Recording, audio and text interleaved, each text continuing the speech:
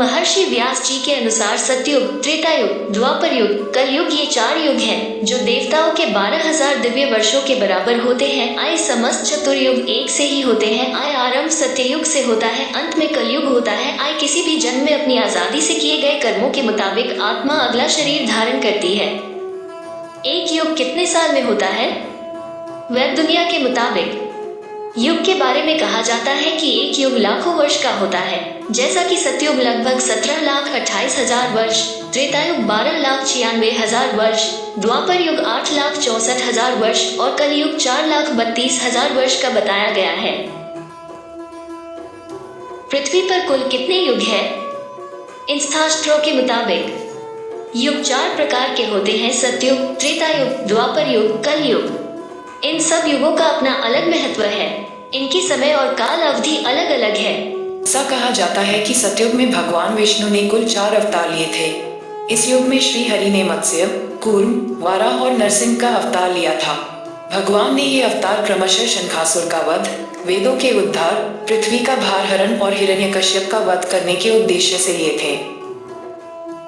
सतयुग में राम कौन थे? लोकमत न्यूज हिंदी के मुताबिक सतयुग में भी भगवान विष्णु ने लिया था अवतार। भगवान विष्णु ने जो ये अवतार लिए वे शंखासुर के वध और वेदों के उद्धार सहित पृथ्वी का भार हरण, हिरण्यकश्यपु के वध और भक्त प्रहलाद को मुश्किलों से बचाने के लिए थे। भगवान श्री राम के वंशज राजा हरिश्चंद्र की कहानी भी सतयुग की ही है। सतयुग में आदमी क्या खाता था?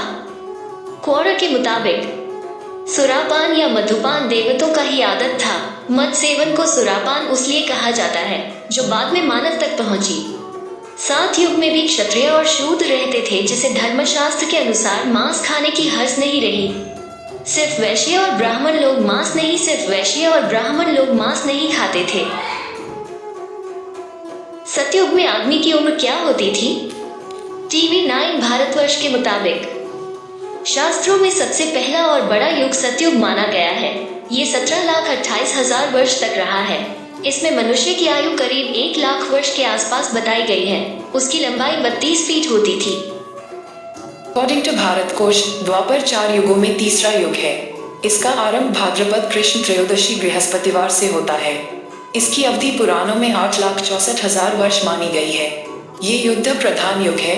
मत्स्य पुराणानुसार द्वापर लगते ही धर्म का क्षय आरंभ हो जाता है। द्वापर युग कान्हा का युग था।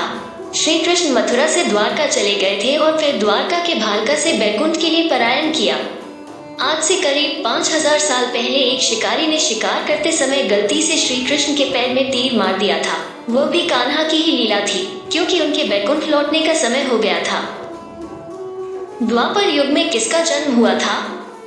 नवभारत टाइम्स के मुताबिक फिर द्वापर युग की शुरुआत हुई और इस युग में भगवान विष्णु ने श्री कृष्ण के रूप में जन्म लिया। द्वापर युग में हुआ था अमर उजाला। रामायण त्रेता युग में और महाभारत द्वापर में हुआ था। पुराणों के अनुसार एक युग लाखों वर्षों का होता है।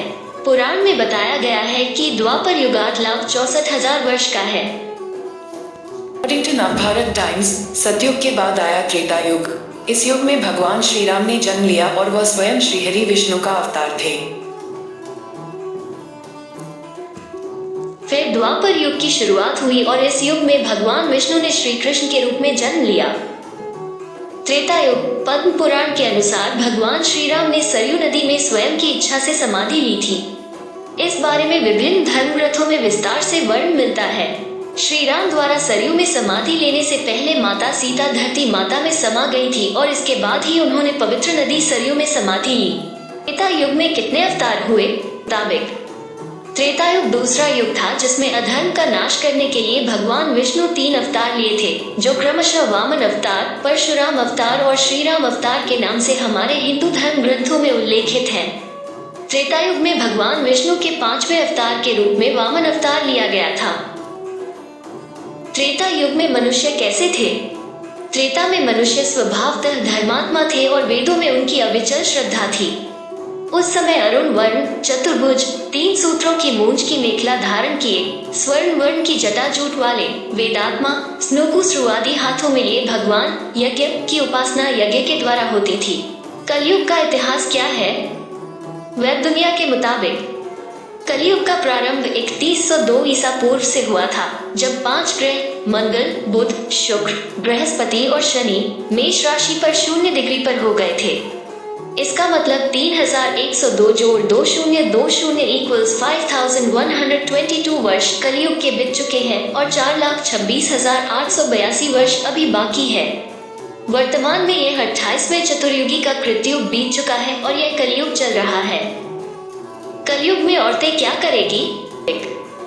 कलयुग में ऐसा समय आएगा जब स्त्री और पुरुष दोनों ही अधर्मी हो जाएंगी। स्त्रियां पतिव्रत धर्म का पालन करना बंद कर देगी और पुरुष भी ऐसा ही करेंगे। स्त्री और पुरुषों से संबंधित सभी वैदिक नियम विलुप्त हो जाएंगे। कल की अवतार करेगा अधर्मियों का विनाश। कलयुग की शुरुआत किसने की थी? पौराणिक स्रोतों के अनुसार कृष्ण की मृत्यु ने द्वापर युग के अंत और कलयुग की शुरुआत को चिन्हित किया, जो कि 17